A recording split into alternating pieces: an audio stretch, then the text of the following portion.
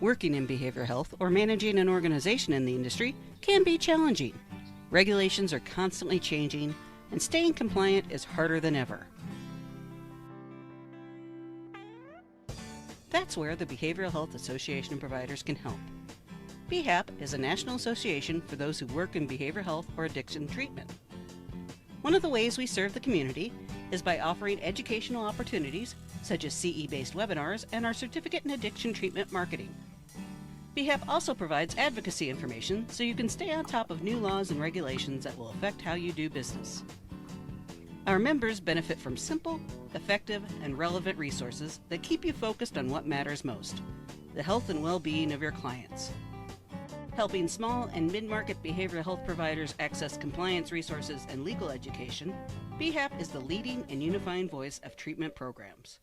You can find out more information, as well as sign up for our various newsletters, on our website, www.bhap.us.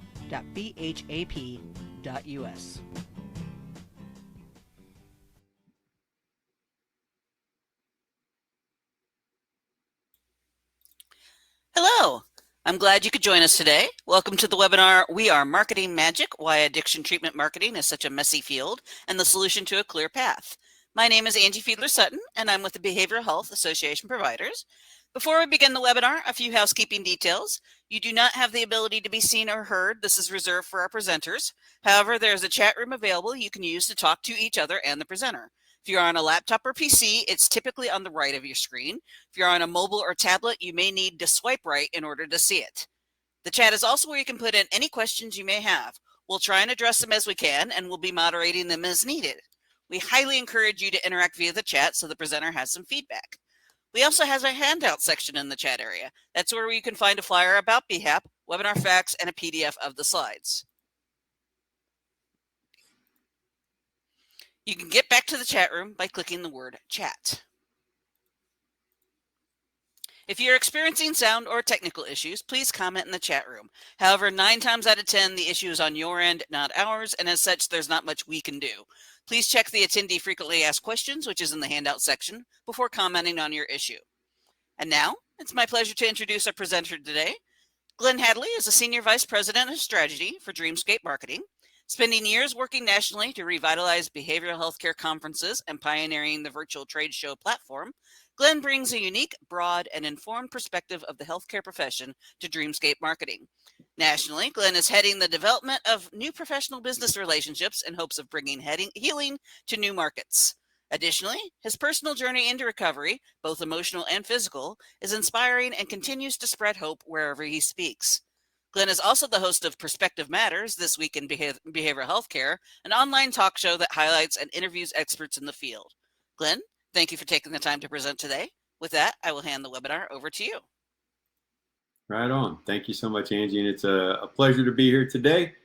And just really glad to be here and to be sharing this information with you guys and going over it. It is something that is near and dear to my heart. And I'm just, I enjoy talking with others about this and kind of shedding some light on something that is surrounded in so much mystery. So yeah, I love whenever I do this, and in the chat, if you want to, definitely love to see where you guys are tuning in from. It's lovely. It's just so cool to see, like, all, Columbia, Maryland, and McKinney, Texas, and the list goes on. I'm excited to see you guys here, and definitely put that over there. If you have some questions, let's probably save it to the end. I'm going to try to get through this material because it is really vital to what we do in this space, and whenever it comes to addiction treatment specifically. And I will tell you just a little bit before we get started, like kind of how I got into this information, how I got into the field, but also how I got into this information and why it is so important to me.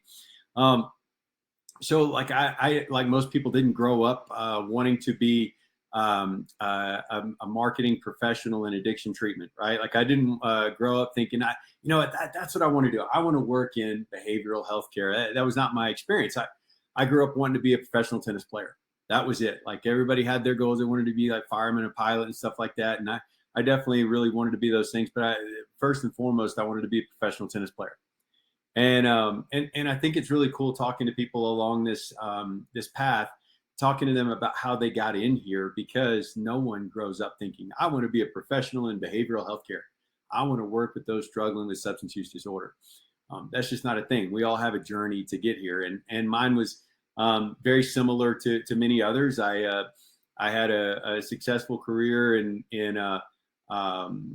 successful family and all this other all these external things that were going on really well in my life, and internally I was struggling with drugs and alcohol. And here's the thing: like I was a person of means, and yet I had no idea this world existed.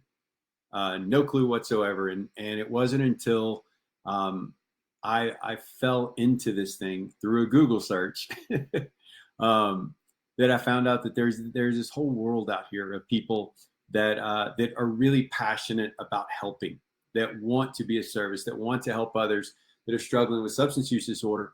But until like I did that Google search, I had no idea this world existed.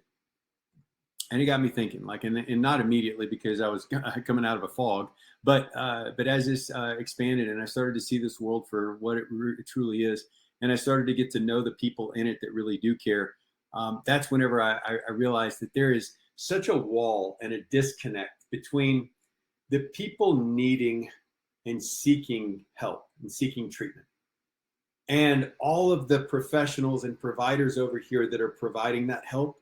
There is this wall and disconnect, and there's this tremendous amount of mystery on how one gets from this side into this side.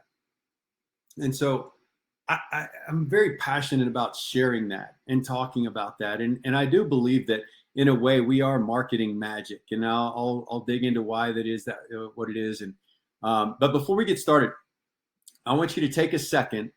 And if you guys have been in webinars or talks with me before, then no cheating. Okay, don't put it in the chat. But if you haven't, I want you to take a minute and thinking about addiction treatment as a space, substance use disorder treatment as a space. I want you to answer this question for me to the best of your ability. I want you to write down, and you can put it in the chat if you want. That's fine. If you're brave enough, go ahead and put it in the chat. But if not, you can write it down personally. And I want you to write down, what do we sell? What is the product / service that we sell in addiction treatment? We are an industry, and so we must sell something, right? And so I want you to put that over there in the chat or write it down privately, and just know that we're going to come back to it. This is something about 3/4 of the way through.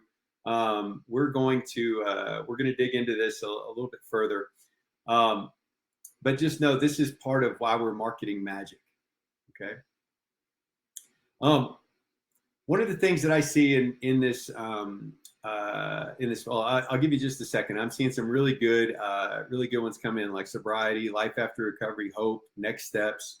Awesome. I love that. Thank you guys. I want to just applaud y'all for being brave and putting it in the chat. I appreciate that. Possibilities. I love that. We're going to definitely come back to this. So if you don't have an answer yet, that's fine. Just kind of be thinking about it, keep it in the back of your mind as we go through this material, because I think that is one of the challenges. Just like any webinar. Let's see here. We have some components that we're going to look at, are different. We're going to define components, resources, and processes. These are just our objectives. I'm going to gloss over them real quickly. If you want to come back to the recording, you can check it out after the fact. But we're going to hit on all of these things as we go through the webinar today.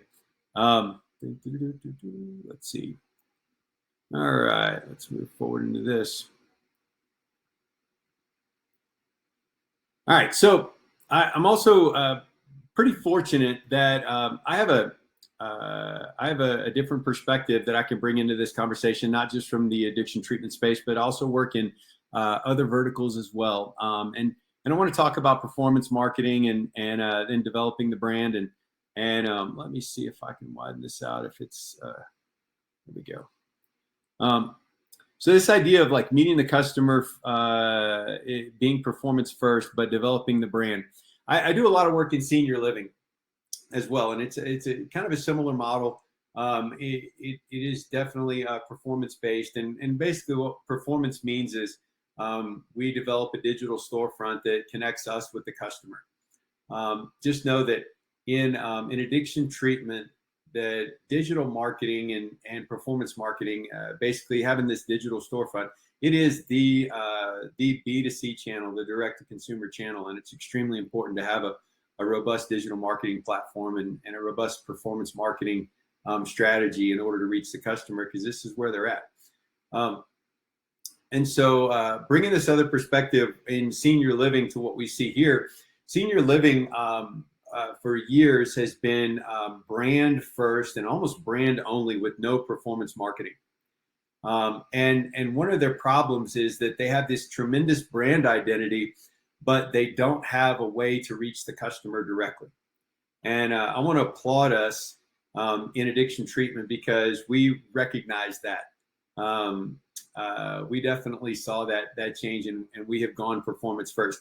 So here's this idea. Traditional marketing has been about branding. It's been about telling the story, and people gravitate towards that. But in the 2000s, things changed. Like early 2000s, the customer changed, and the way that they find information changed, and everybody went digital. Think about this. Think about like the Razr. If you guys remember the Razr Motorola phone, right? Like how cool that was, and it was marketed everywhere, and it was slim and it was hip. And then think about this. Think about when the BlackBerry came along, and everything changed, right? Everything went digital. And now, like if you pull out a Razr Motorola phone and you look at it, you're like, wow, how did we operate with this? And that wasn't that long ago. That was back in the 2000s. And think about how we've changed in that. In substance use treatment, we made that adjustment quickly. We went digital first, and we adapted that. We went to where we dumped everything into performance first, throwing the website up there and trying to reach the patients through Google, and that was a really good thing. We put ourselves out there, and we started getting admissions. We started bringing people in, and we started to see this ROI. However, I think we lost something along the way. We lost our identity. We lost our brand. And think about this. I want to ask you another question to just consider. What brand do we have in substance use treatment that's out there that people that are not exposed to this world would know? What brand do we have out there that people that don't know about our world would recognize, would know to? If they had someone that came to them and said, hey, I have a son that's really struggling with addiction, where should I go? What brand name comes to mind? And if you think about it, yeah, exactly. I'm seeing it. I love it. I love it. I got to say, the one true brand I think that we all know because we were in a space is Betty Ford. I think we did a phenomenal job of branding. It's also, it was the brand standard back in the day. But if you told someone Hazelden Betty Ford today, it doesn't have the same brand identity, right? And I love the fact that they explored this, and I'm big fans of the work that they do there. I just use this as an example. Believe it or not, the biggest brand in addiction treatment out there is M&M. and that's the truth. Like Marshall Mathers is the biggest brand out there, has more followers than anybody else. And I think that's a shame. I really do. I think that we have lost our identity in this space. And so what I'm going to talk about today as we go through this marketing magic, I'm going to talk about the idea that we have to have performance first, yes, but we can't lose the brand identity. We can't lose it. Now, I'll tell you real quick what happens when you lose your brand identity, and please bear with me. These are just some fun, it's a fun exercise that I like to do. But this is an idea of losing brand identity. Ask NASCAR. All right, and I'm a big NASCAR fan. I think it's the ultimate team sport. I've been watching it since I was a little kid. But think about this: that in the early 2000s, NASCAR was the most popular spectator sport in the United States. And if I ask you guys, if I asked you guys, who out there has heard of Dale Earnhardt, I'm sure that there are a ton of you that could tell me who Dale Earnhardt was, or at least recognize the name. And I bet if I asked you guys what color car Dale Earnhardt drove, you could tell me. As a matter of fact, I want to. If you guys, if you know out there, if anybody can tell me what color car Dale Earnhardt drove, you can put it in the chat. I'll give you extra points if you could. And this is a thing. Like I talk to people all over the country, and they don't even have to be in NASCAR country there to know this. It's kind of known everywhere, and I can tell you that most people, whenever they associate NASCAR and Dale Earnhardt, they think of that black number 3, right? That black number 3 car, they knew they could count on it. It was something that drew people to the sport. They knew whenever they showed up to the race on Sundays that they were going to get the black number 3 would be on the racetrack. And it's no coincidence that at that point in time, NASCAR became the biggest spectator sport in the country, and like 250,000 people would be in the stands on Sundays. Just phenomenal when you think about that. Also, you knew that whenever you tuned in on Sundays that it was going to be at 12 Eastern time. You knew you could count on it, and you knew you were going to see that black number 3 running around that track. I'll ask you this question and sit with this. Has anybody heard of Chase Elliott? And does anybody know what color car he drives? Do you know what color car he's going to drive this weekend? Do you even know he's a race car driver? Probably not. Probably not. Chase Elliott is the #1 driver in NASCAR today. And you don't know what color car he's going to drive because he has a million different sponsors. He has, on any given weekend, he may have 20 or 30 different sponsors on the race car. That's why we don't know. We don't know what it's going to, it's completely lost its identity. And I'll tell you something, this is what's happened. They lost their identity. NASCAR lost its identity, lost who they were. That you couldn't show up and know what you were going to see on the racetrack. And so they really are struggling today with getting fans in the stands and keeping fans in the stands. They didn't just decide to do this, by the way, and this is where I want to take it back into what we do in addiction treatment. They didn't just do this for no reason. The reason why Chase Elliott needs to have 20 different sponsors on his car today is because it's expensive. Back whenever Dale Earnhardt drove in the 90s and 80s, 90s, and 2000, he could have BF Goodrich on the car. That black number 3 had that one sponsor, and they could sponsor him for the whole season. But as performance became key, performance is expensive. It costs money to perform. And as the performance need increased, so did the financial need increase. And one sponsor would no longer cut the bill. Like, you needed to invite more and more people on it. Whenever you invite more and more people into the mix, you lose your brand identity. The cost of performance is what changed the industry, just like us in addiction treatment. The cost of performing on performance websites and performance marketing, the cost continues to increase. Do you know that we are the most expensive marketplace on the internet? Addiction treatment is. We have the most expensive keywords on the internet. The cost of performance has driven us up to the point where we have to invest thousands and thousands of dollars a month in performance marketing. And just like NASCAR, we lost the brand. We lost the identity. So let's talk a little bit about a more popular sport. Same thing has happened in NFL free agency, right?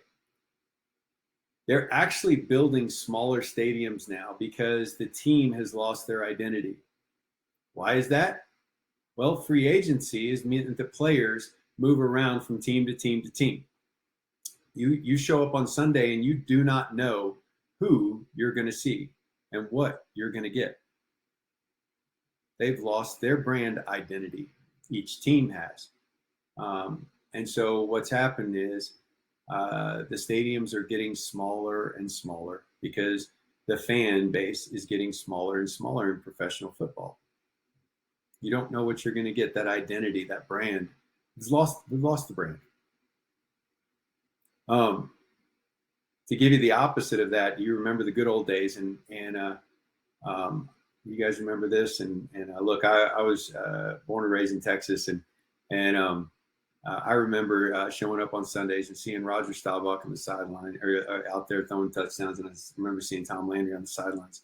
And you knew what you were going to get. And it's no doubt that this became America's team during this time, right? They developed a real brand identity, something you could latch onto, like you knew what you were going to see on the weekends. Back in this point in time in professional football, there was a period of expansion. The stadiums were absolutely packed. They had a solid identity. Now, I will give you an example of where it's working well today in this. And you look at college football, it is not diminished. There is definitely a brand identity. The stands are packed, and I put this in there because I'm a big LSU Tiger fan. Let's go Tigers.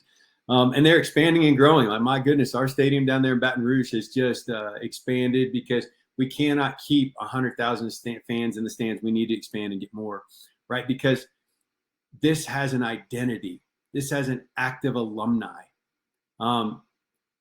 That we know exactly what we're getting whenever we show up on Sunday night in Death Valley down there. Saturday night in Tiger Stadium is something else. We all know what we're going to expect because this has such a solid brand identity. And here's where it translates to addiction treatment. You know, LSU has such an active alumni. We pay to be a part of it. Just like in addiction treatment, your alumni will be tied into this, will want to be a part of it. It's that like having a solid brand identity is attractive and people will pay to be a part of it. Right?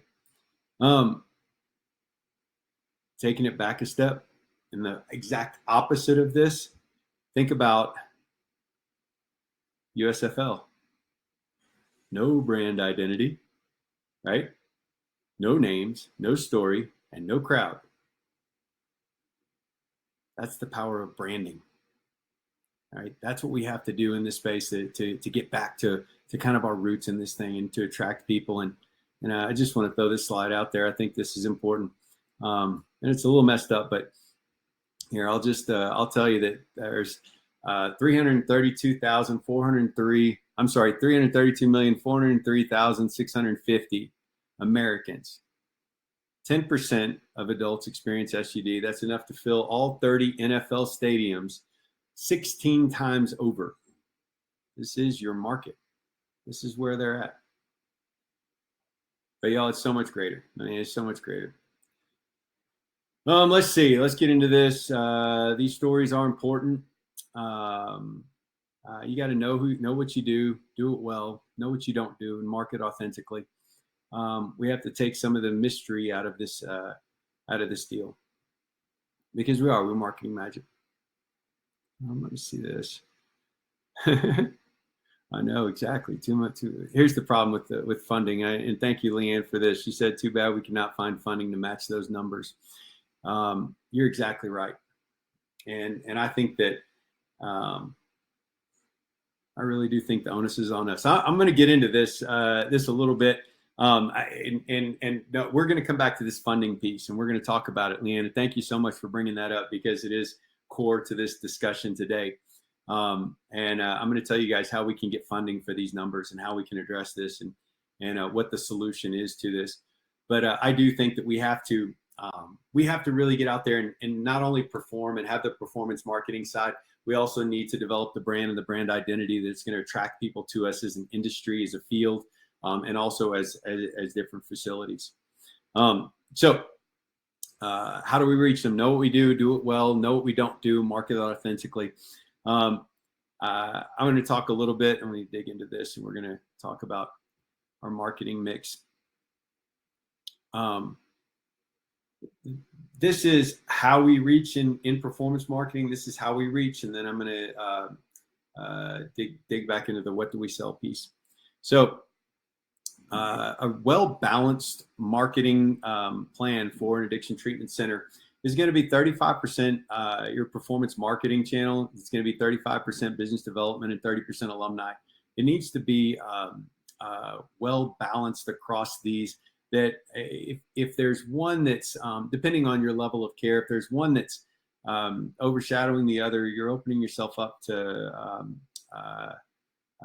for difficulties, and it should be a pretty clear balance. And whenever I'm putting together a budget for clients, I use this model here to kind of help craft that budget in the beginning. And now remember, we're talking about the beginning, like creating this marketing mix and putting these channels out there. This is just the beginning of the performance piece, and we'll talk about this identity here in just a bit. So use this kind of formula in mind: 35% performance digital marketing, 35% BD, 30% alumni. And here's how you're going to create that marketing budget. So it's a very simple equation. For me to create this budget, I take the number of locations that we have out there, what levels of care at each location, how many beds we're looking to fill, what's the average length of stay, what's the competition in the area, how much branded versus organic search, what's your typical cost per acquisition. I put those out there, keeping that marketing mix in mind, and I apply that 35% marketing to that to come up with an equation, and that's what you should be spending on your performance marketing budget. That's one of the number one questions I get is how much should I be spending? It's very simple. Just add these things up, take that and put 35% to that, and that's going to give you your performance marketing budget. Let's see here.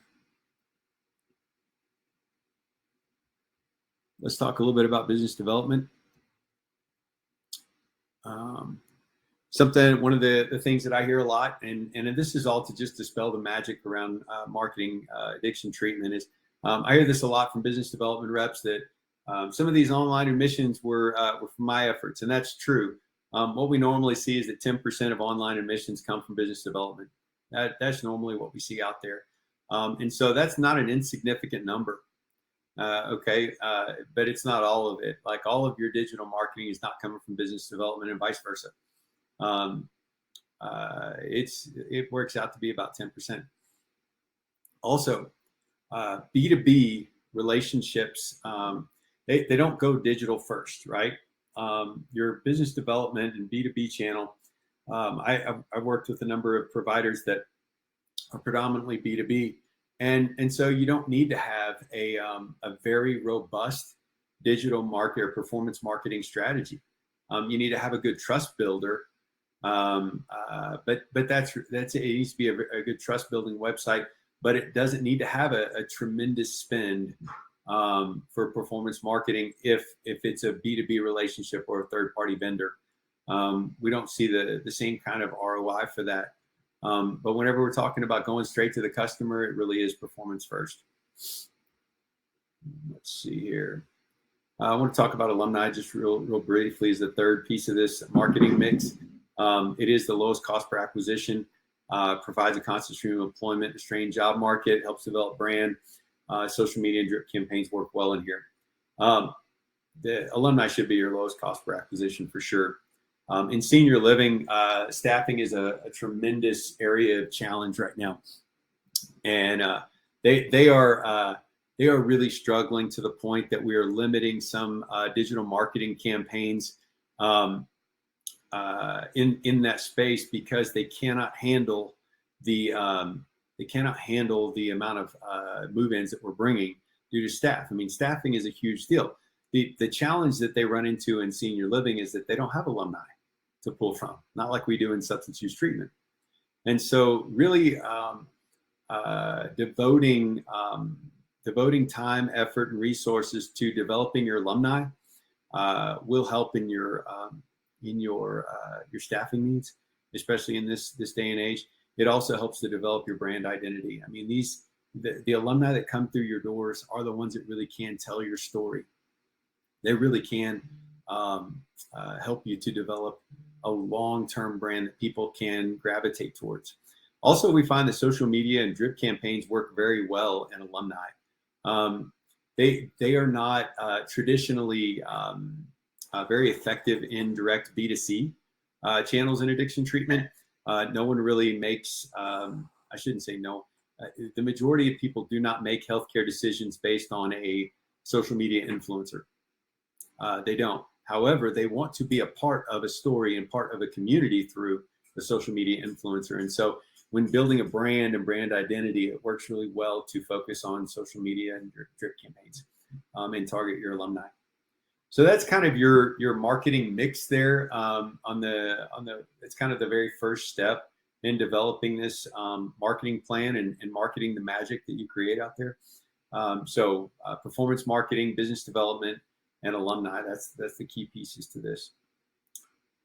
Let me see. I want to break this down just a bit on the performance marketing side, because this is where I think that we have some work to do. This is where I want you to talk to bring out your piece of paper or your notes about what do we sell. Here's the components of a real performance marketing strategy. You got to know what you sell. You have to own the SERP page, and you have to have an SEO and PPC strategy to get there. And so I want you to pull that out, and we're going to talk about what do we sell. So I go to a number of these financial conferences that talk about behavioral health and substance use treatment. And I've had the opportunity to ask some of these finance guys and just say, like, why are you here? Like, why are you guys in our space? And I get the same kind of the same response, is that we have really good margins in behavioral health care. And I started digging into why, and it goes back to that question that I asked you guys in the beginning. I asked you, what do we sell? And I'll just shed some light on it, that the responses I got in the chat and the responses I get whenever I do workshops like this are very similar, right? Like I get hope, I get sobriety, I get tools and resources, a design for living that really works, like that, all of these ideas. But I want to ask you something. We are experts in this field. We're experts in substance use treatment. And yet, when I ask a pretty clear question on what do we sell, we get so many answers, so many different answers. We aren't aligned on what we sell as a field, as an industry. And the answers I get are hope, freedom, sobriety, these beautiful concepts, right? But I can't get reimbursed for hope if I'm a treatment center owner. I sure hope that I don't get graded on sobriety, right? How do we feel about going to a mom and saying, please come to our facility, because we have some of the best success rates in the country, that if you send your loved one to our facility, that 36% of the time we'll see sustained remission from substance use disorder for 5 years. And that's really good. 36%. That's an amazing success rate for 5 years remission. See, I think we missed the mark. And I think that we're selling the results of our service. We're selling some things that we can't deliver on. And it's really creating this this kind of false feeling of false promise, right? And that's why I say we're marketing magic, right? Like, 'cause it is smoke and mirrors, and it is like this ethereal idea of hope and freedom. Like, I mean, I believe we're better than that. I really do. I believe in this industry. It saved my life. I believe in this field. I believe in the work that's done. And I believe it works a whole lot more than 36% of the time on a good day, right? And so just like a magic trick, right? When you look at a magic trick from the crowd and you look up on stage and you see it and you're, wow, that's amazing. How did that happen, right? And there's so much mystery around it. It looks like magic. But then whenever you talk to the magician and you see them explain the trick, it's like, oh, wow, that's skill. It takes skill to be a magician. And I believe that we all are magicians, right? And so I think that knowing what we do, what do we sell, and sharing that with the world will not only help us to mature as an industry, but also will show the skill that we have. Now, here's what I believe that we sell. I think that in substance use treatment, we have 2 products that we sell, or 2 services that we sell, and I believe that we can be graded on it. And I am willing to have discussions around this, and I hope that you are too. I hope that you share this idea and this message and have real meaningful conversations around it, because I think that if we can clearly define this to the public and get this message out there, I think that we'll mature as an industry, and it will help us all perform better. It will help us all help others. I believe that we sell 2 things in addiction treatment. I believe that we sell a safe place for medical detox from drugs and alcohol. And then I believe that we sell a therapeutic alliance between patient and provider. I believe that is what we sell. And I think in that therapeutic alliance, what we're doing is we're giving a person that's suffering from a brain disease, right? We're giving them a choice and a different option. Because see, whenever I was suffering from substance use disorder, my neural pathways were just, they couldn't get through to the prefrontal cortex where I could make a decision. I was just operating in the midbrain in fight or flight the whole entire time. I was not capable of making a different choice. But leaning into that relationship with the provider, that therapeutic alliance, it helps to build a new neural pathway. We do give that choice. So it really is, those are the 2 products that we sell: that safe place for medical detox from drugs and alcohol, and the therapeutic alliance between patient and provider. Now, I am just talking about the acute phase, and please hear me out that this is just the beginning. I am not talking about aftercare services, and I'm not talking about long-term support services. I believe that those do come down the line, but we have to get out of the business of selling hope, freedom, sobriety in the first 90 days, right? Because if we can clearly define that product in the first 90 days in the acute phase, then the rest of it will start to fit into the continuum of care, right? Then we can start to actually provide support services after that. But if we're selling it all in the very front, in the very beginning, if we're saying this is hope, freedom, sobriety, all in the first 90 days, then we're not leaving any room for the support services after that.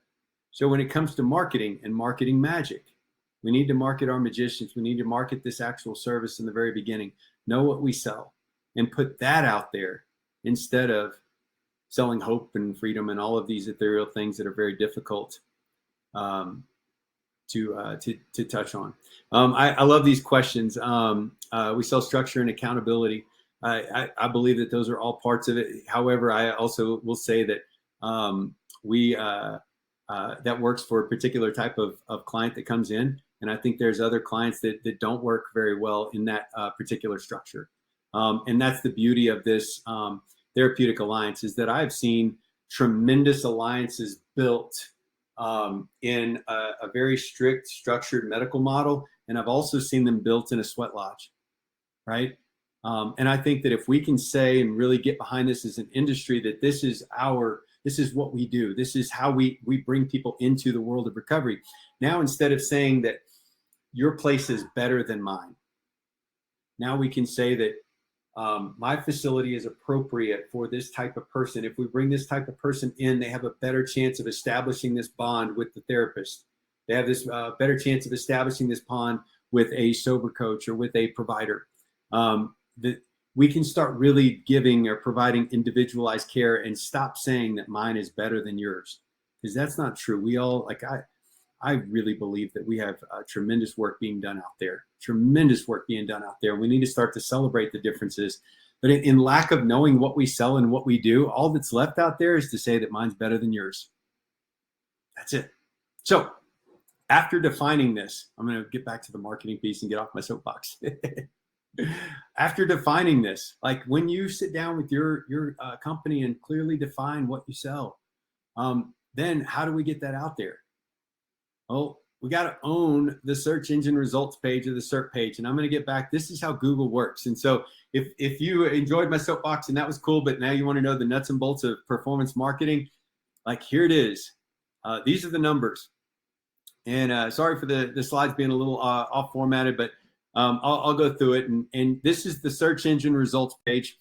And the more targeted you are with what you do, who you are and what you do, the more you can own this page. All right. Now I'll break this out. The search engine results page is broken out into 3 different auctions. The one on the left, this is the paid search or SEM area, but it's the PPC campaign basically. And this is the money auction. All right. This is where you pay to be up here. You have to be certified. You have to be Legitscript certified in order to advertise here. But this goes to the highest bidder. This is the money auction. The middle column is the geographic auction. The closest to the search term wins this auction. All right, that's it. Now you're going to have an ad in here, and that's fine. But this is where this is the area wide auction. So in here, it's addiction treatment, La Quinta, California. The number one, the winner of this one is the one that's closest to it. That's it, closest to the searcher. All right, you win that auction by proximity. The third auction is the organic results auction. That's the far right. This is the speed and relevance auction. All right, this is content. So these are the 3 auctions. This is how you win at performance marketing. These percentages next to it are the actual admissions data that we've collected over 17 years in the space. This is how we know where the customer is. And so if you win the money auction over here, you're garnering 2.1% of the market share. If you win the geographic auction, you're garnering 17.8% of the market share. And if you win the organic auction, you're garnering 39.6% of the market share. Now, agencies like ours and performance marketing campaigns across the country, our goal is to win all 3 auctions. We want, whenever someone's searching for addiction treatment near me, if they're in your area or even in your target demographic, we want you to show up in all 3 of these auctions so you can garner the majority of the market share. This is performance marketing. This is how you reach the client.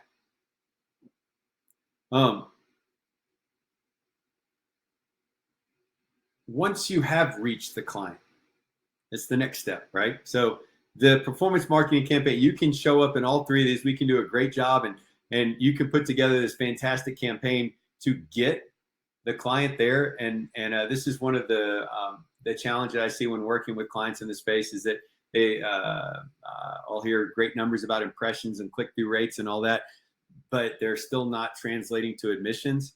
And so this is only the beginning. You have to show up here. This is the doorway. But once you get them on your website, if your website or your digital storefront does not build trust, remember, let's go back to this therapeutic alliance that we're building, right? We're talking about reaching out and connecting with the person that's operating out of the midbrain in fight or flight, either the patient themselves or the family member that's searching for help, right? Both of them are operating out of the midbrain in a sense of fight or flight. And so we need to start building trust right off the bat. We need to start building this connection and this alliance in the first click on the website. So if someone is searching for addiction treatment and you're showing up in all 3 auctions, that's a trust builder, right? That is that starts to really develop that bond between your facility, you as a provider, and that prospective patient or patient family. All right. Other things that will continue that bond are certifications, being CATM certified, right? Being Legitscript certified. These are all continued trust builders. right? Once again, if you're not certified with LegitScript, then you're not going to be able to advertise in pay-per-click campaigns. So you won't show up in the auction on the left. You're just going to show up in the other two, possibly, right? And it does not build trust. These different certificates, these different certifications also are going to mean that you'll be able to speak the language, right? You'll be able to speak the language in a common language. That is a trust builder as well. There is this, I would say, there is a special brand, or I have to call it chili. There's a special chili that goes into creating a digital marketing storefront in addiction treatment.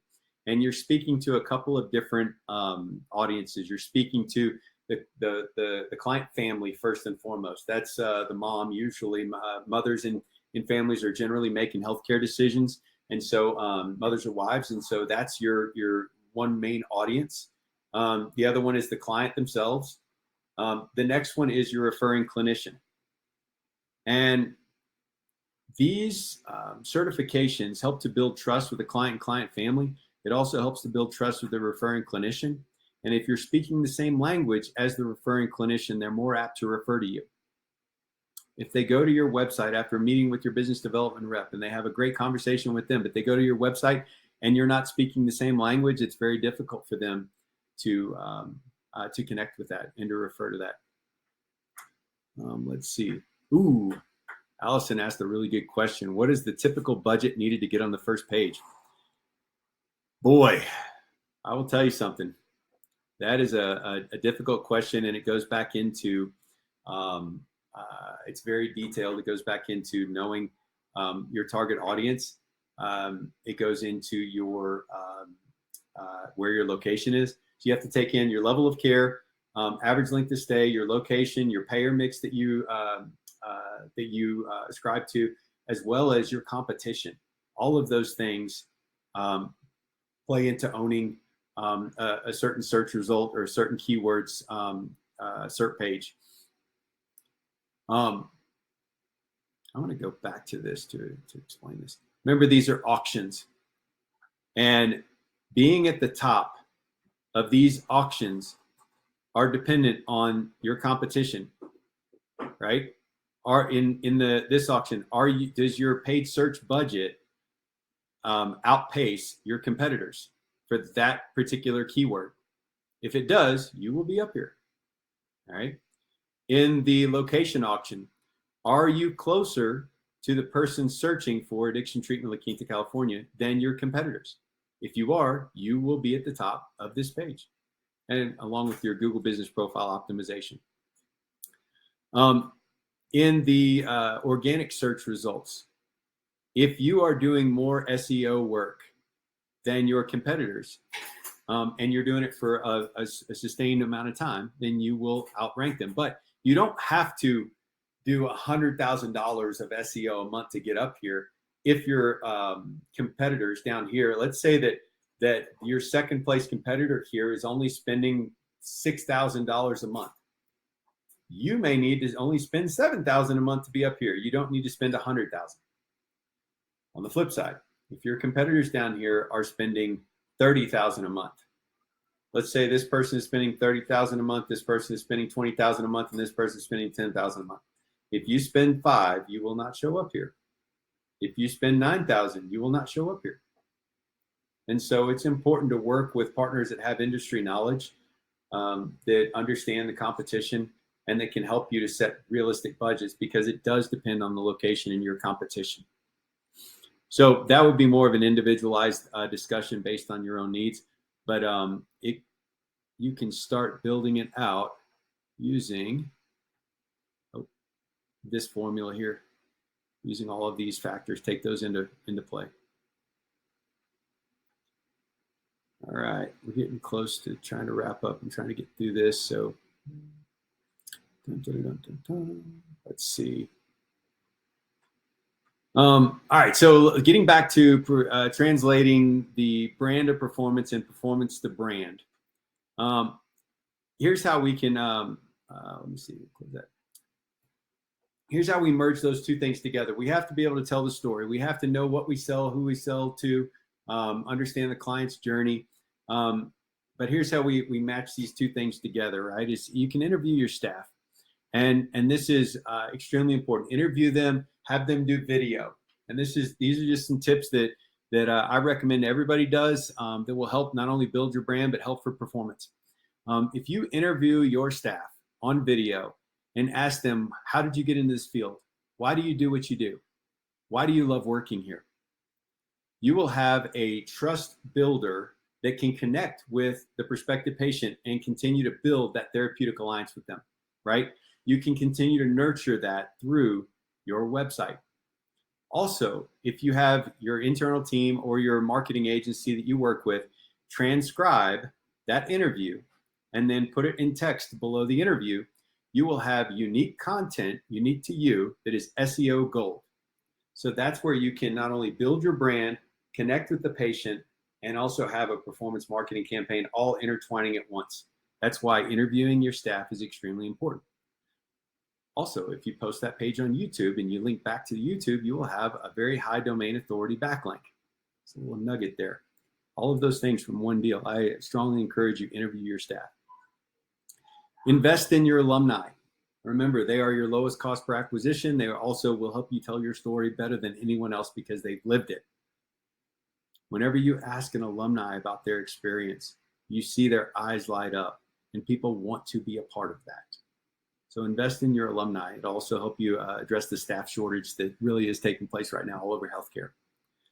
And finally, telling the story, right? Go out and tell the story. Tell your brand. Don't stop at performance. Don't stop with just bringing admissions in the door. Clearly define who and what you are. Clearly define the product that you sell. Don't try to be everything to everybody. Be who you are and don't be who you're not. Tell your story. That's what lasts in this space. That's what lasts. That identity. That's what people can gravitate towards. No, think about it. Whenever I asked about the one brand in addiction treatment, you all said Betty Ford. Like that still resonates today. When's the last time that you saw an ad for Betty Ford? Think about that staying power, right? Invest in that. Don't stop at performance marketing.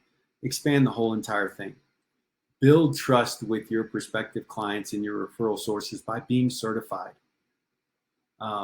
Those trust builders are extremely important. Let's see here.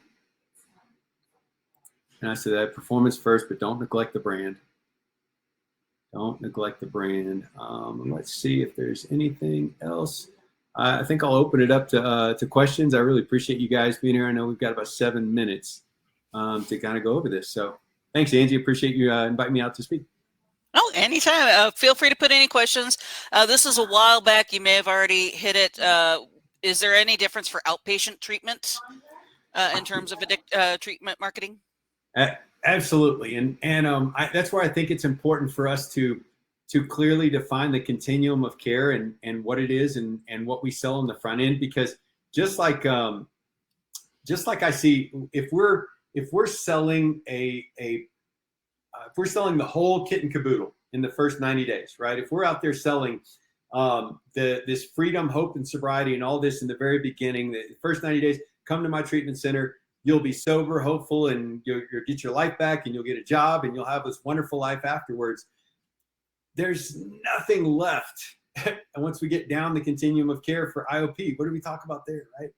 Like there's nothing left there. But if we talk about coming here, we're going to give you this safe place to come work through this chemical reaction that's going on inside of you. We're going to give you a safe place where you're going to be able to detox. And then we're also going to give you this bond, this alliance, this other choice. We're going to give you this connection and this group that you're going to be able to walk through this next piece with, that gets you to that next phase. Then in the next phase, we can start selling what I believe the next phase is, which is equipping people with tools. Like once a person does get sober, like that's just the beginning. That's the doorway. Then we have, how do we live sober, right? And that's where I do believe that intensive outpatient and the follow-up recovery services afterwards really do play a part in that. And if we can define the front end, on what we do and keep it there, then I think the rest does work out. Then we can start talking about these tools, because after a person, after we've reached the threshold for normal brain activity, then we can start actually educating. But I'm a firm believer that in the first 90 days, when a person is still suffering and they haven't reached the threshold for normal brain activity, we're essentially asking a brain damaged individual to make a choice and to retain tools. And I think that's difficult. I think that therapeutic alliance is made in some of the teaching, but I don't think it's the tools in that level. I think that in IOP and in other aftercare services, I think that's the retention of the tools can actually take place. Okay. Any other questions? Feel free to put them in the chat while we are waiting. Your slide before, or the slide before that, had the CATM. I have a little link to that should you be interested. There we go. We'll talk a little bit about that here in a bit as well. But that is a certificate that BHAP created 2018, I want to say. So that's what, 4 years ago? Time has lost all meaning over the pandemic.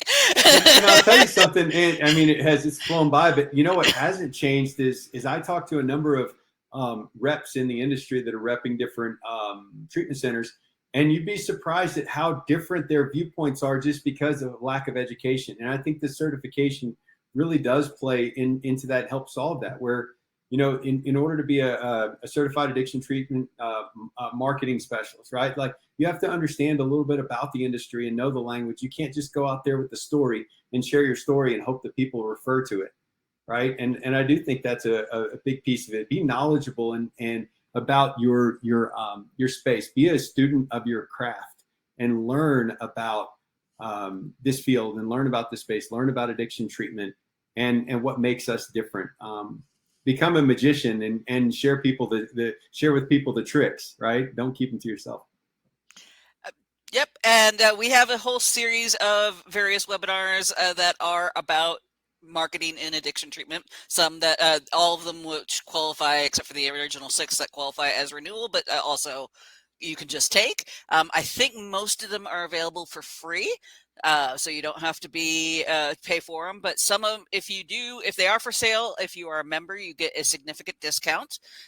So just there's a little plug there. So any other questions? Looks like we've got about 3 minutes left. 2 minutes now.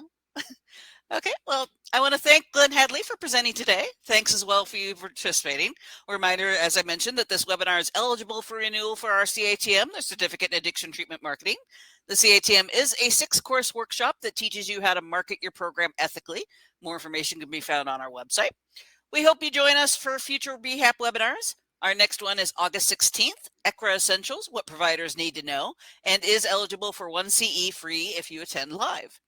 You can sign up for our various newsletters, which includes emails specific to upcoming events, as well as find out more information about the CATM at our website, www.bhap.us. With that, this concludes today's webinar. Thanks again.